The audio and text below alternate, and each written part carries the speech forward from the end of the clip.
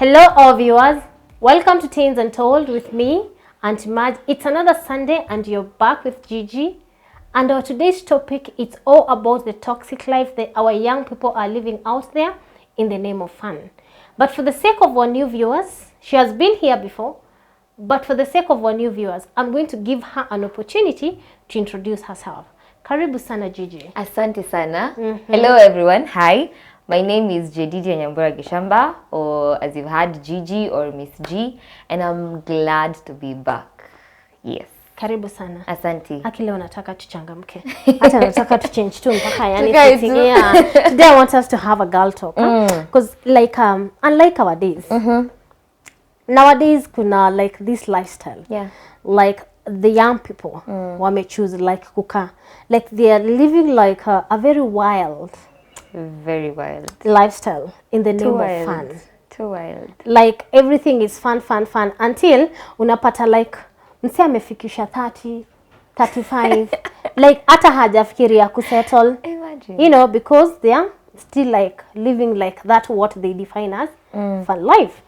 So, and I'm glad that I'm having this discussion with you. And of course today, unlike last time, you were learning from me. Today I'm so looking forward to learn more from you. And to start off, nataka kujua like what exactly like this fun? Like I would, to your own definition, what is fun? So I will start with this. Me personally, ninapenda furaha. You know, I really enjoy. I mean, who doesn't love being happy? Who doesn't love having a great time with your friends, going out? Who doesn't love that? You know, so there's no harm to enjoying life. Okay. There's no harm to enjoying life, but at times it becomes too much. At times it becomes too much such that inakuwa toxic, because again vile tunasemanga, too much of something is poisonous. It's poisonous, very poisonous. And now there's a thin line, there's a very thin line between enjoying life and life enjoying you. There's a very thin line between life, I mean you enjoying life and life enjoying you. Kwa sababu acha nikushow, as much as we are young, the Bible says that ukweli, enjoy your youth. In the book of Ecclesiastes inasema enjoy your youth, ni kweli, because you're young, you have the energy, enjoy it, but remember that there are days that are coming that your actions shall have consequences. But at the same time, yeah, imesema let us enjoy the youth, sindio? But in what, you know, in which definition? Ndio hiyo sasa nakwambia. You see, as we have been told, enjoy your youth, but remember their consequences. So the moment that people are indulging themselves in kind of fun that at the end of it all will cause damage to them, then that is life enjoying you. I will give an example. People are out here drinking, partying, you know, having all the fun that there could be, you could possibly be having. You're smoking, you're doing all that. Let's start by just the very basic things like your health. Yes. Let's start by that. The damage that alcohol shall cause to your liver, the damage that alcohol shall cause to your health. Okay, labda mtu amesema, anyway, there is medicine. Leave alone medicine. There's also this notion I hear them say, like that haikui damaged in one day, haikui damaged in 1 year. You know, it takes time before it is fully baked, you know. Ni kweli, it takes time. Haitadamajiwa siku ya kwanza, haitadamajiwa siku ya pili. But let me tell you, Aunt Madge, that's not the only damage that happens to you as an individual. That's not the only damage that happens to you. It's not necessarily about what happens to your body. There is something that is up here, your mind. It is distorted, and at the end of it all, look at this. Umenda, you've taken alcohol, you've ended up losing control of your own body, you've ended up losing control of your own thoughts. You do things, and at the end of it all, they cost you. What is the point of saying that you're having fun, and at the end of it all, inakuumiza? Isn't that the current generation's definition of fun? Like when you go out there, party, drink, you know, indulge in all kind of drugs. You lose your mind, you lose yourself, you do stuff. Like in the morning you wake up and you just look you look at yourself and you can't even remember like one bit, like one thing of what happened. Isn't that their definition of like now? Unfortunately, that is the definition of fun. The definition of fun is lose control. The definition of fun is be free. The definition of fun is, you know, do all these things. But there's something that people don't realize, is that just because many people are doing it, it does not stop the consequences from falling on you. And of course it doesn't make it right. It does not make it right at all. Unajua ni kama kuenda examinations, nimeulizwa where does the sun rise from? It's watu wengi, kila mtu in fact aseme the sun rises from the west. It does not change the fact that the sun rises from the east. From the east. Na mtakuwa mmeanguka nyinyi wote. People have this notion that just because everyone is doing it, I'm not the only one, ati consequences zitakulandia sisi sote. No, it will land on you as an individual. And these consequences, and we're not only talking about alcohol, we're not only talking about weed, we're talking about the reckless life that people are living in the name of fun. You get, in the name of siju kujibamba. And then unfortunately, now even the society is contributing so much to this kind of life, because unasikiza. Now, as we talked about last time, tulikuwa tunaongea story ya marriages and relationships. Yes. Now, a person amekamuku nje akasikia marriages you are toxic.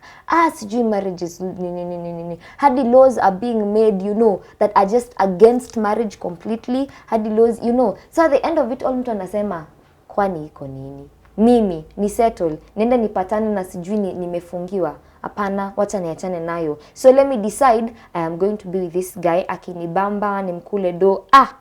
Naenda zangu. But at times mi uangalia ya unamkula do, but pia yana kukula. Ni kweli. Unaona? So mi kitu yenye ulifurahisha like with this young generation. It's like unapata anasema like nakula huyu chalido. But chenye haujui as unamkula do na yeye pia anakuwaste. You know, huyu mtu anakuwaste ya time. Unajua, ni mse mwenye anakuwaste wewe you as a person, kwa sababu ni mtu mwenye like they don't have your best interest at heart. They don't. So what happens? Hata wakati mmeenda huko nje, like even when you guys are together, huyu si mtu mwenye anakuelekeza like into the right direction. Like I can remember the time we were having a talk about love and lust. This someone who is lasting for you. Huyu ni mtu mwenye anatoa. The same way wewe unafikiria unamtoa pia there are so many things anatoa kutoka kwako.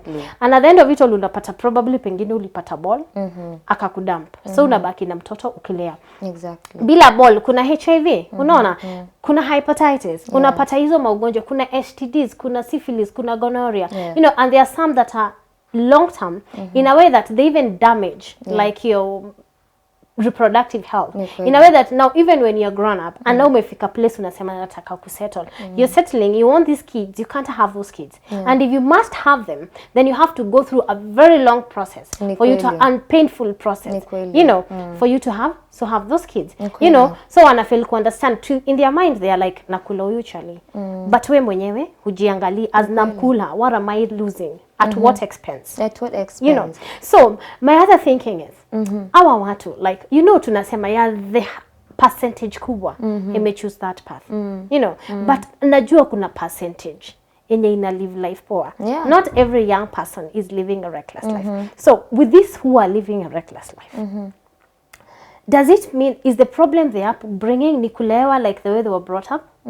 Ama ni kuwa like they have issues like, because personally I feel for you to go into a self, because you know when you choose that way it's like a self-destruction, because you're destroying yourself in the mind, like having fun. You know, this is someone who thinks like as long as everybody is doing it, you know, let me join. So this is somebody who is falling easy for peer pressure and all that. Could it be like our today's generation, like they lack like those moral upbringing, you know, self-esteem, self-worth, you know, those self-awareness? Could that be the reason? Let me tell you, as you said last time, back to the upbringing, you said something like people are raised in dysfunctional home and now dysfunction is normalized. Yeah? Yes. So dysfunction is normalized. Now unapata some of these people, if not all, for some people they have chosen that life because they feel that it's okay.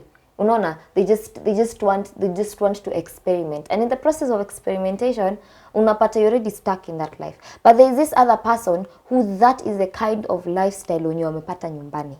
Unaona, Yeah. wao wanajua tu kazi ni kuserereka, like because amegrow akiona wazazi wakiserereka pia. Exactly. And at the end of it all, people don't realize that, you know what, hata au wenye ulipata wakiserereka, they also started somewhere. Yes. And that's why it has translated even to the marriage, and that's why you think your parents are doing this. And you don't realize that once you go on with this life, you're going to pass it on to your children and to your children's children, because again umenormalize dysfunction. Yes. Umenormalize kuishi maisha yenye haiko. Umenormalize kuishi maisha, like if you're not, if all these things don't matter to you, why don't you think about your children? Why don't you think about the generation that comes? Because you let me ask, who would want to see their children suffering, honestly? Basically none. Who would want to see their children being a headache to them?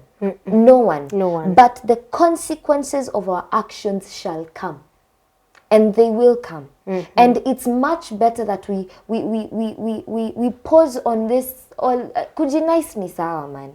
Enda ujibambe. But tukue na boundary. Exactly. You know, there are boundaries. A limitation. The limitation. You know, you can't go this far. Let me actually give you the spiritual side of it. This is what happens. You see, one of the things that the Bible says about the devil is that he comes to steal, kill, and to destroy. And so anything that is from the devil, or anything that is from the world, is from the devil, and its aim is to steal, to kill, and to destroy. No, you don't destroy in one day. You don't destroy in one day. So what happens is that you guys, you're going out and you're having all this fun, or you're involving yourself in all these kind of things, but you don't realize that there's something that is being stolen from you. Yes. It may not manifest. By the ukibiangwa, unafikanga home ndio una realize manze nilibiwa. Ujuangi at that particular time. Yes. Right now unaweza kuwa unajinice tu.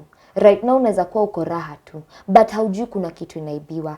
Ile time itakuhit imeibiwa, hautapatana na mwizi ukimbizane na yeye. Ni kweli. Hata kwa shaenda kitambo. That is what happens in the spiritual side of it. There is something that not necessarily tangible, but there is something that is being stolen from you. Yes. Kidogo kidogo, there is something that is killed in you, and that is why you get there so many dysfunctional people out there. Out there, there's so many dysfunctional people who had so much potential, but because they fell into the trap of let's have fun, YOLO, did they follow? They made the choice. Or they personally, I always feel like it's a choice. It's a choice you make, or some others actually fall into that. How do they fall into it? Because unapata the things that maybe you have encountered in your life inakupush to that direction. As much as it was your choice, ni ile place yenye ulikuwa umesukumwa to the wall. You get? Yeah. So at the end of it all, unapata, there's something that is stolen from you, there's something that is killed in you, and before you know it, it's already destroyed. And by the time you're taking back your pieces, it is too far gone. It's a process. It's a whole process, a painful process. And of course, you cannot get it the way... You can't. You can't. You cannot. Because it's lost. Yeah, you can redeem yourself, but you can never be... You can never be the original. Now, what is the point? What There's is no honestly point. the point of losing yourself to the There's world? no point. My other question is, do you feel like we have failed you as parents? There is, at some point, yes. And at some point, no. Because at the end of it all, why I say no is because it's a decision. As much as there are things that maybe have been done by parents, it's a decision that one can make soberly. But now when it comes to the parents, I feel that now, especially, let me come to this other side of relationships. I feel that there is a gap that is missing the parents are not really necessarily there are parents who are doing that, but there are parents that are not necessarily sitting down with their children and actually listening. Yeah. And listening. I come and tell you, Mommy, guess what? There's this and this and this and this and this. And the first thing you start jumping, achana wanaume atakumaliza. And without giving reasons. Without giving By the way, that reason. is also something that me, like, I always feel like it doesn't go well, because It doesn't. like, yeah, he is a child, you're telling them not to do something, but you don't even give reasons why they should not. Yes. Because I always feel like it would best if you say don't, and also give reasons as to why you shouldn't. Because the moment you give reasons, they understand the reason why they shouldn't. They get into your perspective, and they see, why is this wrong. But now the only thing that you can do is, mtoto akikosea ama akuje amefanya kitu, the first thing you're doing is you're shouting at them, you're screaming at them, you're condemning them, if anything you're beating them. There's no place of actually sitting down. Remember, we talked about communication the last time. Yes. Communication does not just work in relationships, in marriage relationships, but in all relationships. There is that place where we just talk about it, not necessarily shouting at each other. Listen to me, listen to my perspective, listen to mimi nafikiria, it's all about fun, it's all about fun. And from there you can be able to correct. You can be able to correct and say, you know what, okay, sawa, but this is why this is wrong. But if the only thing is kila wakati ni wetu unaongea, but at the same time pia naonanga like parents, there is also something else that we always do wrong. We do, let me include myself there because I'm a parent. Sitaki kujitoa. Like situation whereby juu ni mtoto, unafikiria ni mtoto, and so hana equal rights kama mtu mkubwa. You know, here you are, because me I always tell parents, like, the way you treat that child equals the way he or she is going to treat others out there. Because they learn from us. You know, we are their role models. So if you want to see them doing good out there, you must also be good to them. Like, you leaving the house. I always, personally, I always feel it is important. Like me, I always do it. I'll go to my kids and I will explain, I will let them know, like, mommy is leaving and I will not be here.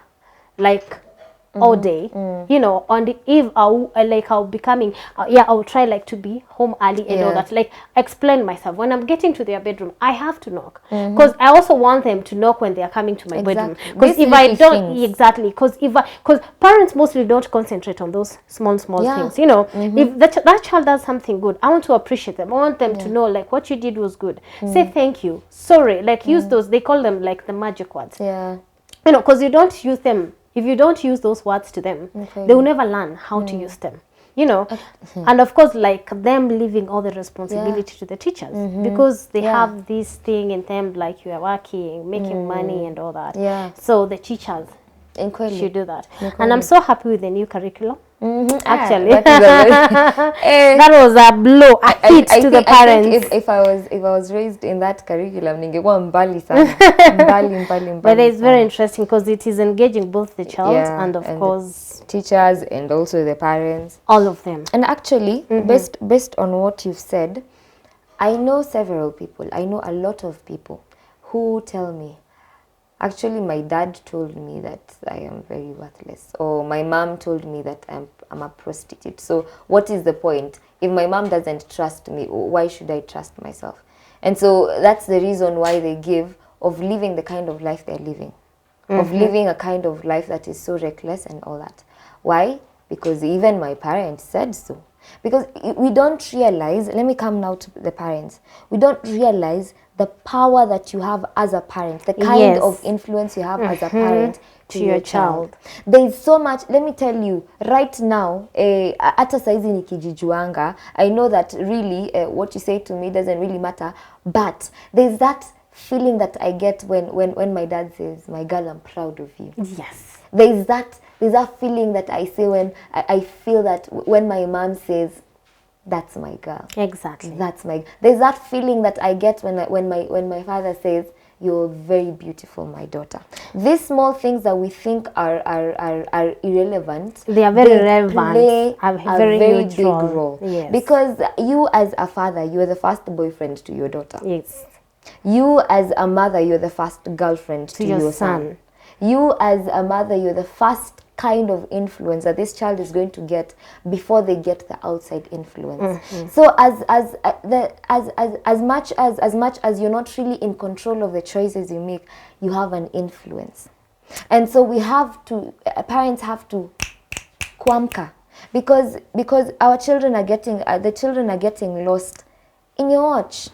The children are getting lost in your watch. You never said something like, my daughter, you're beautiful. And so that girl wants to go and seek beauty from outside. From outside. And you know, the moment you don't tell that guy, if you don't tell her she's beautiful, if you don't like appreciate you guy, your boy, they will be appreciated out there. They will. And you know, at the end of it all, they will fall in the wrong hands. And you know me, I always tell them, it always comes back to you. Itarudi tu. So, lazima uanze kwako. It has to start from you, start from home. We say charity begins at home. So, start from home all the way up. You know, because you find that, you know, there are times they will do stuff that you don't like. You know, atavaa in a way that you just feel like, no, this is too much. I always tell parents, it's always good to start with them. Appreciate her first for something, you know, hata utake kujua the reason for her dressing the way she is dressing. And most of the times utasikia amekwambia, yeah, because I just want to look like so and so, you know, I want to look like so and so, you know, wambie it is okay to look that way, but at the same time you can as well create your own signature. You know, I tell parents it is always good to teach your daughters, to teach your son how to dress to the occasion. You know, dress to the occasion. If he or she is going to a wedding and she has a short dress, usimwambie atoe.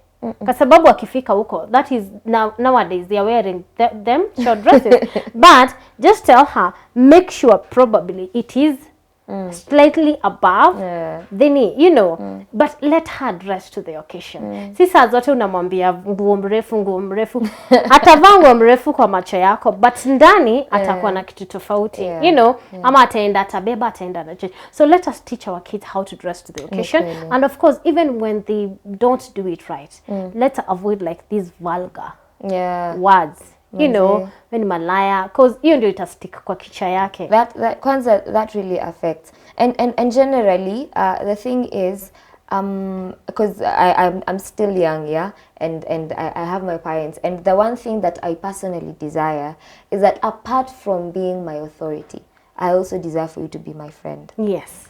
Apart from being my you know, wewe ni mkubwa wangu, you're the one who has so much influence. I also want you to be my friend. You get? Of course, haitakuwa ile level ya beshte yangu hivyo, but I desire to have that relationship where I can actually come and tell you, guy, mom, guess what?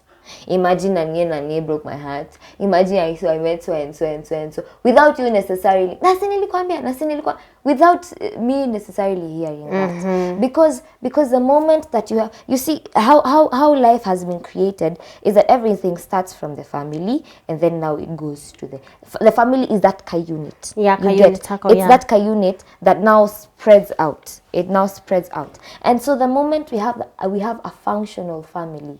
Functional family simaanishi ati kuna pesa inflow. But you know that is the definition of people nowadays. A functional family is where there is money. No. By the people out looking like those small things. Those small things, as you know, I can come and talk to you. We can come and sit together and laugh together. We can come and talk about some things that I don't necessarily have to hear you. I don't have to hear you shouting at me and telling me, "Hapana, usifanye hivyo, usifanye." Ama ukijajiwa. Basically, you don't want to be judged. You don't want to be condemned. I don't want that. You don't want to be picked out simply because I came to you, and simply because you came to me as a parent and you shared. You don't want me using it as a weapon to silence you. Anytime you do something wrong, I'm going back to something that you shared. Unaniambia ndo maana kwa sababu kazi yako ni wanaume, you know. Exactly. That is not what you guys want. No. Like, bottom line, you guys want to be listened. You don't want to be judged. You don't want to be condemned. You want communication, a relationship, a friendship with you. Don't take away the place of discipline. Yes. Don't take away, because even the Bible says, spare the rod, spoil the child. Yes. Don't take away the place of discipline, but have that other place where I can come and find you as my confidant. I can come and have an environment or an atmosphere that I can come and open up to you and tell you, wow, Mom, imagine I messed up this way. Mom, imagine I did this and this. Think about this. If the family unit was functional, think about the many people that will be out there and they're living functional lives. Because that's the complete opposite that is happening right now. There's so many dysfunctional homes that are creating, as we've talked before and said, there are so many dysfunctional homes that are creating beasts. They're creating people that are just broken. They're creating people that are just all these things, and anatoka huko nje, and the kind of people they become. Those are the bullies that are out there. Yes. Those are the leaders that are out there who are just corrupt. Na inaanza wapi? Hapa tu kwa familia. Kama the boy that killed the whole family. Surely. Kawa lineup. Now look at that. And I'm so sure it started from home, yeah. Hapa tu As nyumbani. much as wanasema kuna video and all that. Personally, I just feel like before like the video, there has to be something some really molding happened. that happens. Yeah, molding during the molding time happened, so that like it can lead now the video only escalated like this. Yani ili trigger like this a boy alikuwa kama tanki ya lori ya mafuta petroli imeanguka inangojea tu msia apite hapo na fegi he walked good alafu so hiyo video yenye ali watch ilikuwa tu kiberiti na hiyo ndio ilikuwa sigara hiyo ndio ilikuwa ako ka spark kenye kana later hiyo kitu answer it happened because of time. Nataka there's something I want us to tuguzie tu kidogo tu juu ya time time yetu ni mbaya. Kuonja onja. Wacha niite hivyo nasikia mkisema kuonja onja. I don't know if I don't know if that is how you guys are calling it out there. Like unapata like this young generation nowadays from one person to another. Anatoka hapa anaonja, akionja ana hiyo done. Tunaenda next. Anaingia it's like ni laini mahali imepangwa like watu wanaingia like kwa service fulani tuseme like kwa daktari unaona venye daktari anashi next like it's the same thing. What is going on? Ni nini history na kuonja onja? Ni nini mtu anatafuta? What are you guys looking for? It's the same thing. Fun. Enjoying. What is fun? Because when you're giving yourself to different men, you know, to different women, it's practically the same thing. There's this mentality that has been created that is what kind of fun there is out there. That is what defines fun. You know, when you have a high body count, you need a high body count ama nini ndio hiyo. Uko na watu wengi you have slept with, uko na watu wengi you have done this. Oh, so you pride. That is you know, your heritage. But there's something that people don't realize. Let me tell you. Saizi nikiweza kama hapa kunanyesha. Niende na umbrella tukiwa wawili. Niende na umbrella. Wewe ukitoka kwa umbrella just because watu wengine wametoka kwa umbrella, haimaanishi utanyeshewa. Utanyeshewa my friend. And you will get wet and all your clothes will be damaged. Kama ulikuwa na makeup itaharibika. Just because ulitoka kwa umbrella. See, there's something that God has told us in the Bible. Keep away from sexual immorality. Let me tell you, the moment that you go against it, even though everyone is going against it, ni kama wewe umetoka ndani ya umbrella, the consequences have to hit you. They must hit you. Whether you are alone or you are many. The consequences will hit you. As much as everyone is doing it, as much as it's the in thing, as much as it is what the consequences will hit you. The consequences is not necessarily pregnancy. Yeah. Because pregnancy unaweza abort. Pregnancy unaweza kunywa pitu na ukose kupata ball. Unaweza tumia contraceptives. But kuna dhambi pia hata kama umeitoa. That's the point. Unaona, the consequences not necessarily HIV. Kuna watu wengi sana they have had sex over sijui how many people, but they have not gotten HIV or STIs. But there is something more than just what meets the eye, as we've always said. Yes. There is something that is taken away. There is something that is taken away from you. You will not see it. But at the end of it all, it will hit you differently. And so the moment that God gives us these laws and these principles that we're supposed to follow, si juu ati yako selfish anatunyima raha. Nijua najua huku nje kunanyesha. Na ukitoka kwa hii umbrella, this group of laws and whatever, utanyeshewa. And most probably utapata homa, ama nguo zako zitaribika, ama luku yako itaribika, ama makeup yako itaribika. But ukitoka kwa hii umbrella kuna consequences. Ni sawa, God anaweza kuchukua back, anaweza kupea nguo mpya za kuvaa, but that doesn't mean that you never faced the consequences. Hiyo ndio kitu yenye watu husema, ati you know what, nijibambe, nikifika 40 ndio nitaenda kwa God. Mse, utaenda, but tunasemanga consequences, because hata tunaonanga time ya David. Exactly. The choices he made, They the consequences alipitia. Hata kama baadaye tunaona God akimrefer as my faithful servant. At the nini after the man after my own heart. In my own heart. That's another thing. People now unfortunately are even translating the Bible for their own good. Wanaanza kusema na si David alikuwa anajinice lakini bado alikuwa anapendwa na God. Realize that consequences hazijuangi. Ni kama kupanda, ni kama it's a principle that sin has consequences. Yes. Our actions have consequences. Ni kama kupanda bangi, ukipanda bangi kwa barabara itamea. Si ndio? Yes. Ukipanda bangi kwa nje ya nyumba yenu itamea. Ukipanda bangi kwa church, hata kama ni church, itamea. Why? Because it's a principle. It doesn't know ati because this is an environment of God, ama this is public, ama pa ni kwa polisi. No, it's a principle. And that's the same thing. As much as we're saying we're going to go back to God, as much as we're saying that you're covered by the blood of Jesus and all that, the consequences must follow your sin. The consequences must follow the kind of reckless life we're living. The consequences will be there. God shall save you by his grace, but the consequences will be there. You will pay for them. And if not you, your children. And if not you, your generation. So what is the point of having a reckless life right now? What is the point of having all this fun we're calling fun? And at the end of it all, it's something that you're going to pay. It's your life that you're going to pay with. It is your generation that you're going to pay with.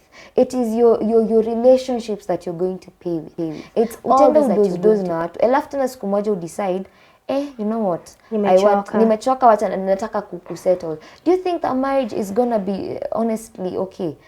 It doesn't. Okay, that is what they don't understand. You will do that, but at the end of it all, it will come back and it will come back to haunt you big time. That is what they don't get it. It will but I'm happy we have empowered people like you, young people out there, because I know with you, we say one person who is educated, when you educate one person, you educate a whole village. With such powerful people out there, that gives me hope, because I know with you, you can talk to them, you can empower them, you can help them understand that. Because at times they don't listen to us. Wanasema sisi ni wazee, sisi tumezeeka, hawataki stories zetu. Unaelewa? But with you guys out there, at least you can empower them, you can teach them, you can help them understand all this. But not because of time. Nataka tusitishe hapa, but we'll be back on Sunday. You know, we pick it from there, and then we discuss more of there are these people who have wameishi these reckless lives. Is there hope? Wanaweza ishi tena? You know, what do they do? You know, and how do we stop all this madness? You know, of this fun thing. So we'll be back next Sunday, and we're going to we'll talk more of it.